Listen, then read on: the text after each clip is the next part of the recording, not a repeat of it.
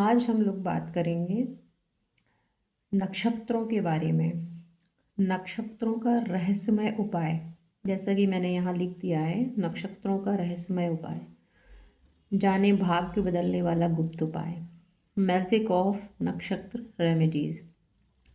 अभी आपके सामने एक लग्न कुंडली बनी हुई है, काल पुरुष की कुंडली है। जैसा कि 12 हाउस होते हैं वैसे इसमें दिखाए गए हैं। यहाँ पर मंगल, शुक्र, बुध, चंद्र, सूर्य, गुरु, शनि सब लिख दिया गया है। जिसकी जो राशि है, जैसे 1 नंबर 8 नंबर मंगल की राशि है, शुक्र की 2 और 7 है, 3 और 6 बुध की है, 4 चंद्र की है यानी कर्क राशि, 5 नंबर सूर्य की है यानी सिंह राशि, धनु और मीन राशि किसकी है? गुरु की है। और मकर और कुंभ किसकी हैं? शनि की हैं। ऐसे ही मेष राशि और वृश्चिक राशि किसकी है? मंगल की है। वृषभ राशि और तुला राशि किसकी है? शुक्र की है। वैसे ही कन्या राशि और मिथुन राशि किसकी है? बुध की है। तो यहाँ पर ये लिख दिया गया है। अब आप अंक देख करके, ये नंबर देख करके समझ सकते हैं कि कौन सी राशि किसकी है। ठीक है, मैं आपको एक जनरल सी चीज़ बताती हूँ कि ये बहुत कम लोग डिस्कस करते हैं कि नक्षत्रों का कितना प्रभाव पड़ता है। ये तो बहुत से लोगों को मालूम होता है कि 3 3 नक्षत्र जैसे सारे ग्रहों को दिए गए हैं, तो वो किसके स्वामी कौन है।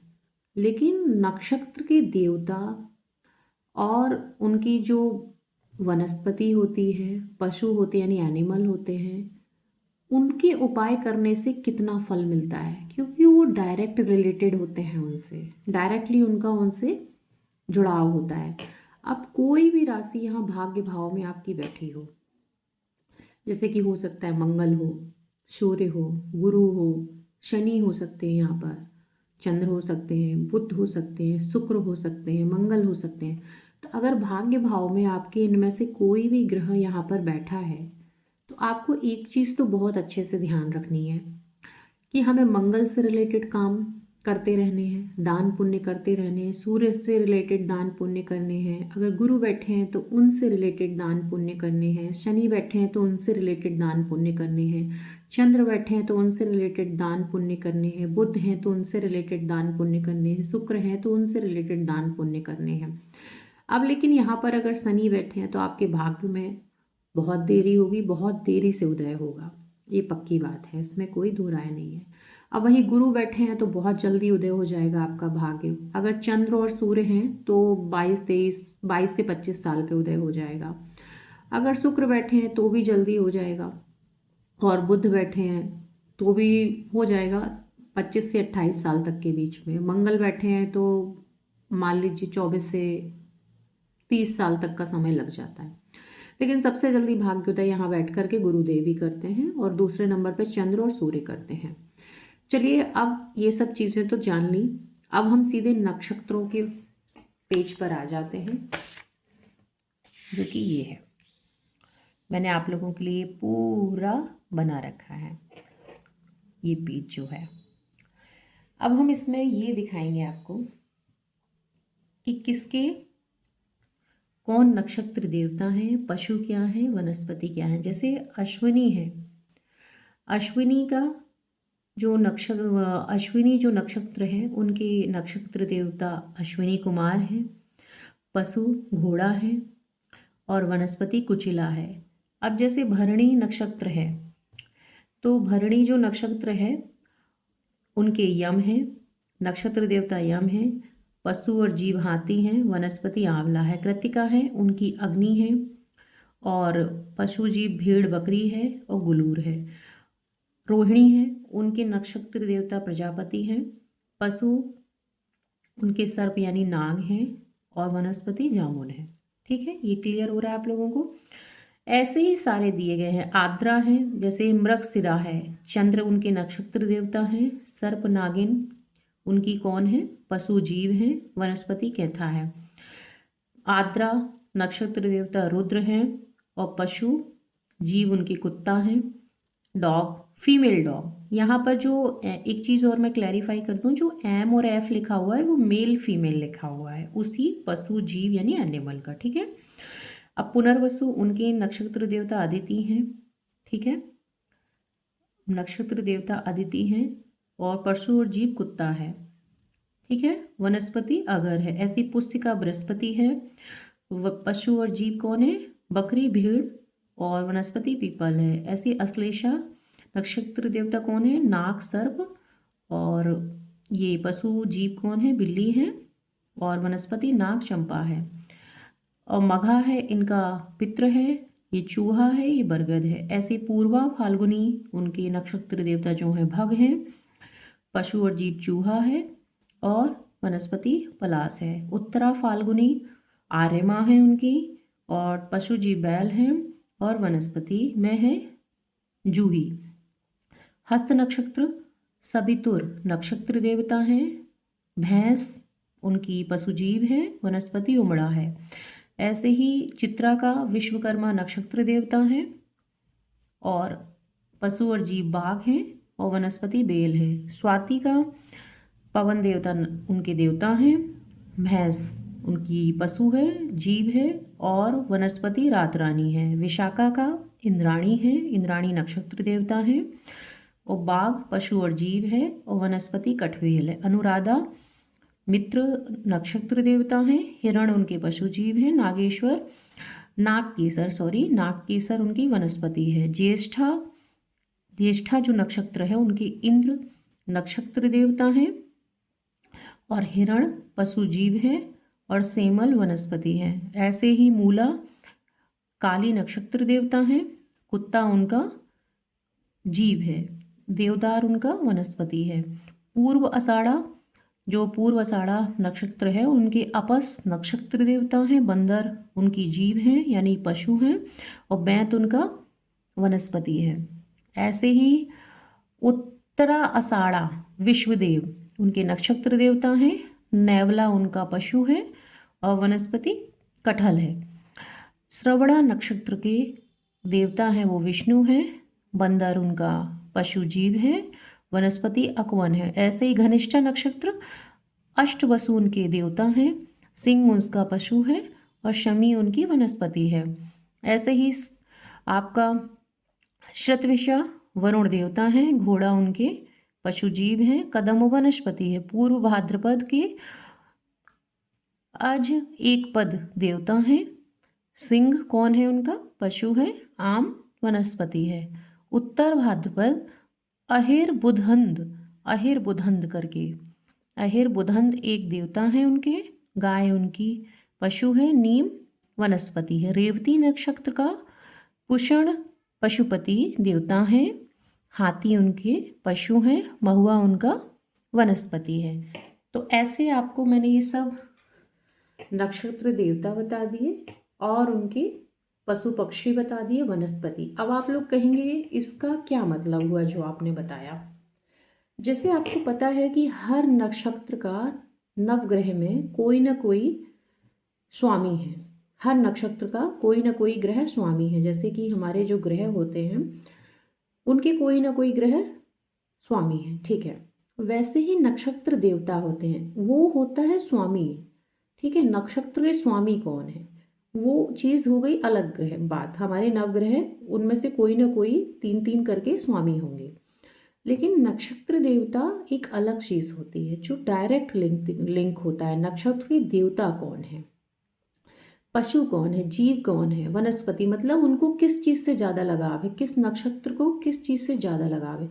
अब आपके भाग्य भाव में आपको ये चेक करना है कौन सा नक्षत्र पड़ा हुआ है। जब आपको ये पता चल जाएगा कि मेरे भाग्य भाव में नवम स्थान में ये नक्षत्र है, तो आप डायरेक्टली चेक कर पाएंगे कि मेरे नक्षत्र देवता कौन से हैं उस भाग्य भाव के, पशु जीव कौन सा है, वनस्पति कौन सी है।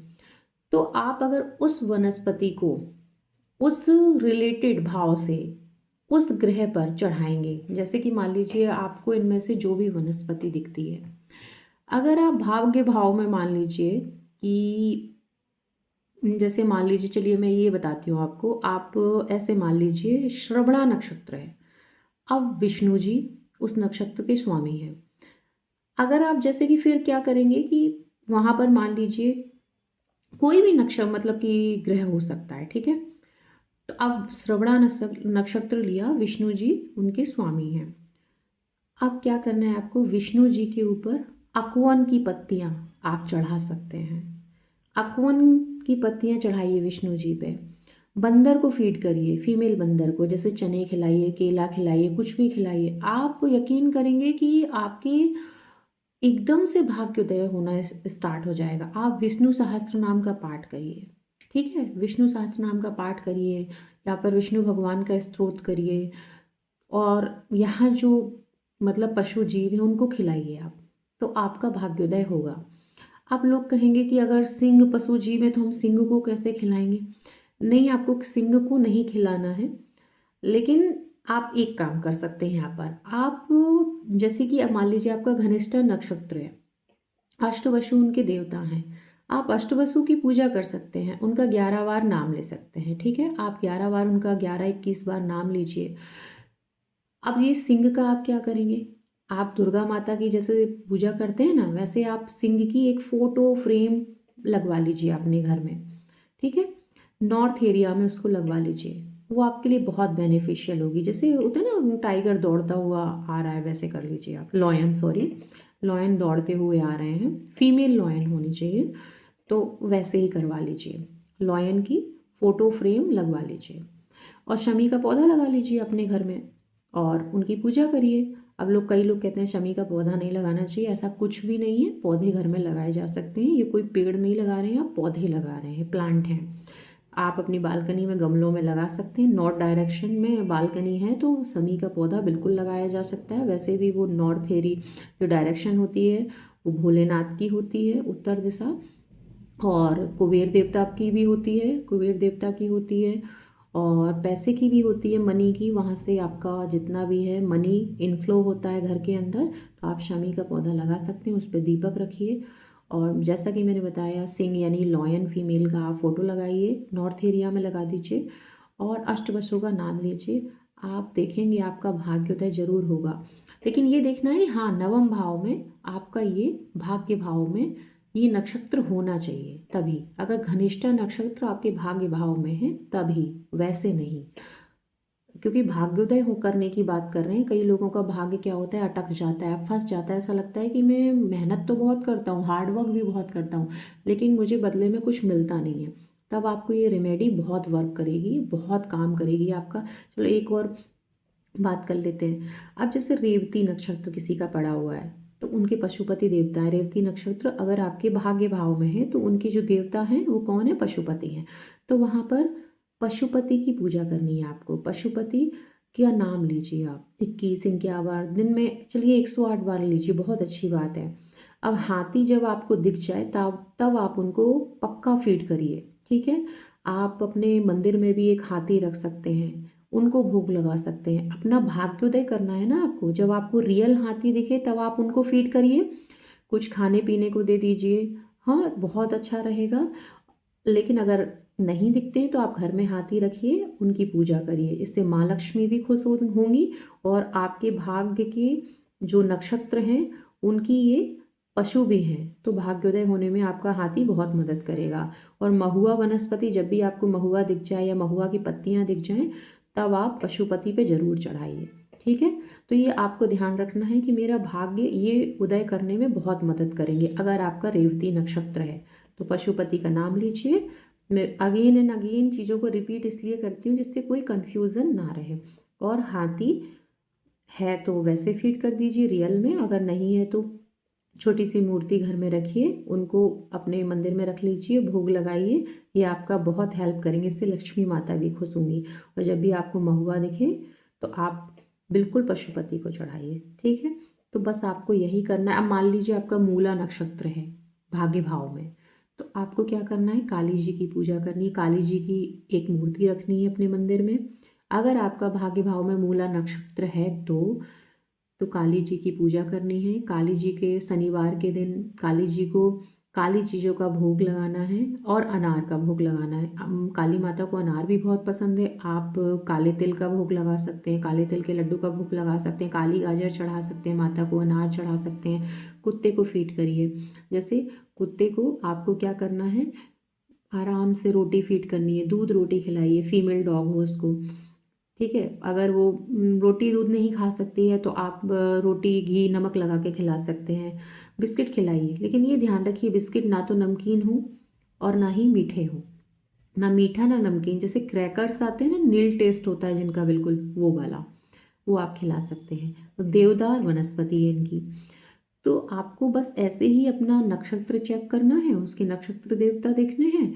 अब मैंने बता दिया कि कई लोग ये भी कह देंगे कि भैंस का क्या करें, तो आप भैंस को फीड कर सकते हैं, कोई दिक्कत नहीं है, उसको खाना दे सकते हैं। बाघ को नहीं दे सकते हैं, वो अलग बात है, बाघ हिरण ये सब कहाँ से मिलेंगे।